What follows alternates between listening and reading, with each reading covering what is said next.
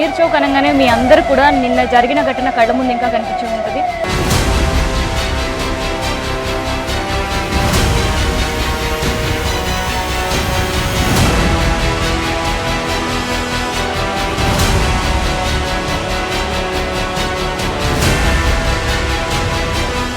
Welcome back to our channel. నేను మీ కావ్య. ఇక present అయితే నేను హోల్ సిటీలో ఉన్న మీర్ చౌక్ దగ్గర. సో మీర్ చౌక్ అనగానే మీ అందరూ కూడా నిన్న జరిగిన ఘటన కళ్ళ ముందు ఇంకా కనిపించి ఉంటుంది. సో దాదాపు ఒక 7-8 సంవత్సరాల తర్వాత హైదరాబాద్లో ఇంత పెద్ద ఫైర్ యాక్సిడెంట్ అనేది ఇదే మొదటిసారి. ఇంకా మొదటిసారి అని చెప్పడం కంటే కూడా తెలంగాణలో ఇప్పటి వరకు రాష్ట్రం ఏర్పడిన తర్వాత జరిగిన 10 సంవత్సరాల ఫైర్ యాక్సిడెంట్స్ ఎన్నో జరిగింది. కానీ ప్రాణాలు కోల్పోయారు 17 మంది అంటే ఇదే తొలిసారి అని చెప్పవచ్చు. తెలంగాణ చరిత్రలోనే ఇంత పెద్ద ఫైర్ యాక్సిడెంట్ జరగడం, 17 మంది ప్రాణాలు కోల్పోవడం, సో అందులో 2 కుటుంబాలు ఉండడం, ఇంకొంతమంది వెకేషన్స్ కోసం ఇక్కడికి రావడం, ఇవన్నీ కూడా మనం నిన్నంతా చూసాం. సో ప్రజెంట్ అయితే నేను అక్కడే ఉన్నాను. సో ఇవాళ మనం చూస్తుంటే ఒక హై సెక్యూరిటీ మనకు అక్కడ కనిపిస్తుంది.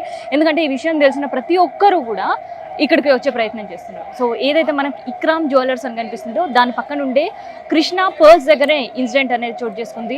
అండ్ దాని పక్కనే ఉండే మోడీ పర్ల్స్ ఏదైతే ఉందో అయితే ఇక్కడ ఇంకొక చిన్న ట్విస్ట్ స్టార్ట్ అయింది. అదేంటంటే మోడీ పర్ల్స్ ఏదైతే మనం చూస్తున్నామో మోడీ పర్ల్స్కి సంబంధించిన ఓనర్ కొన్ని అనుమానాలను వ్యక్తం చేస్తున్నారు.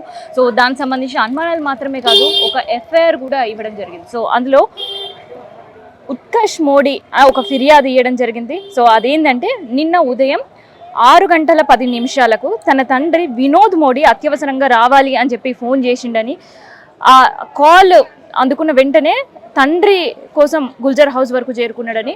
సో ఆ తండ్రి పిలుపు మేరకు గుల్జర్ హౌస్ వరకు చేరుకున్న రాహుల్ మోడీ ఇక్కడికి వచ్చిన వెంటనే ఒక్కసారిగా మోడీ పర్ల్స్ కింద కావచ్చు అండ్ ఫస్ట్ ఫ్లోర్ కావచ్చు ఆల్రెడీ నిప్పు రాజుకొని ఉంది. సో నిజంగా నిప్పు రాజుకుందా, లేదంటే నిన్నంతా కూడా అధికారికులు చెప్పినట్టు, లేదంటే ఇక్కడ ఉండే పరిస్థితులు చెప్పినట్టు ఏసీ కంప్రెసర్ పేలిందా అనేది ఇప్పుడు ఒక ట్విస్ట్గా మారిన సిచ్యువేషన్. సో దాన్ని అయితే పోలీసులు ఛేదించే పనిలో ఉన్నారు. సో అందుకనే ఎక్కడ కూడా అంటే అంత మాసివ్ ఫైర్ యాక్సిడెంట్ అయితే జరిగింది, మనందరూ కూడా తెలిసిందే. కానీ ఎక్కడైనా ఏదైనా క్లూ ఉండొచ్చు అని ఒక సస్పెక్ట్ తోటి అయితే మనం చూస్తుంటాం. కంప్లీట్ సెక్యూరిటీ పెట్టినరు. సో ఫైర్ బ్రేకేజ్ నిన్న జరిగింది, తర్వాత అదంతా కూడా క్లియర్ చేసిన తర్వాత ఎవరిని కూడా లోపలికి అలో చేయట్లేదు. సో వన్స్ ఈ ఎఫ్ఐఆర్ అందుకున్న వెంటనే, ఎఫ్ఐఆర్ అయిన వెంటనే పోలీస్ సెక్యూరిటీ కూడా పెరిగింది. అయితే ఇక్కడ ఇంకొకటి మనం గమనించాల్సింది ఏంటంటే వాళ్ళ కుటుంబ సభ్యులు కూడా మళ్ళీ మనం విజువల్స్లో చూడొచ్చు, నిన్న జరిగిన ఘటన ఇంకొకసారి చూసి బాధపడుతున్నారు. సో ఉన్నట్టుండి ఒక్కసారిగా కళ్ళు మూచి తెరిచే లోపే, అంటే నిద్రపోయి తెరిచే లోపే కళ్ళు మళ్ళీ వాళ్ళకి తెల్లారం అనేది లేకుండా జరిగిపోయిన పరిస్థితి. సో ఒక్కసారి అందుకనే వాళ్ళకి సంఘీభావంగా ఇక్కడ ఉండే దుకాణాలన్నీ కూడా, షాప్స్ అన్నీ కూడా మీ అందరు కూడా తెలిసిందే మీర్ చౌక్ దగ్గర పర్ల్స్కి చాలా ఫేమస్. రోజుకి వేలల్లో లక్షల్లో కూడా వ్యాపారం జరుగుతుంది. కానీ అందరూ కూడా సంఘీభాగంగా షాప్స్ అన్నీ కూడా షట్ డౌన్ చేసిన పరిస్థితి.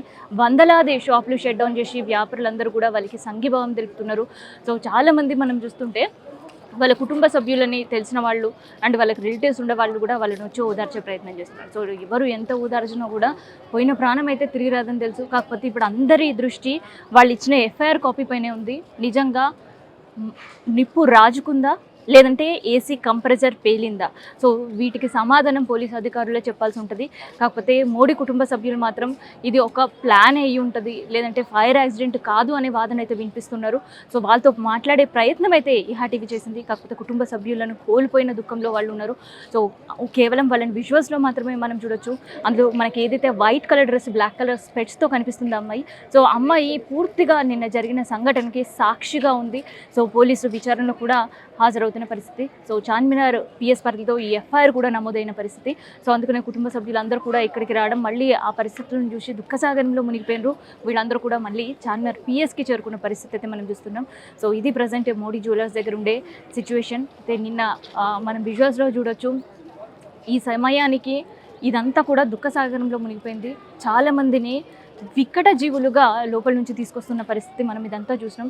కానీ ఇవాళ దానికి భిన్నంగా, దానికి ఒక సంఘీభావంగా ఇవాళ చూస్తుంటే షట్టర్లన్నీ కూడా షట్ డౌన్ చేసినారు. వాళ్ళకి లక్షల రూపాయల వ్యాపారం జరిగినా కానీ పోయిన ప్రాణాలకు సంఘీభావం తెలపాలనేది కూడా ఇక్కడ ఉండే వ్యాపారులు సామూహికంగా నిర్ణయం కూడా తీసుకున్నారనే చెప్పొచ్చు. సో ఇది మోడీ జ్యువెలర్స్ ఇష్యూకి సంబంధించిన ఇన్ఫర్మేషన్.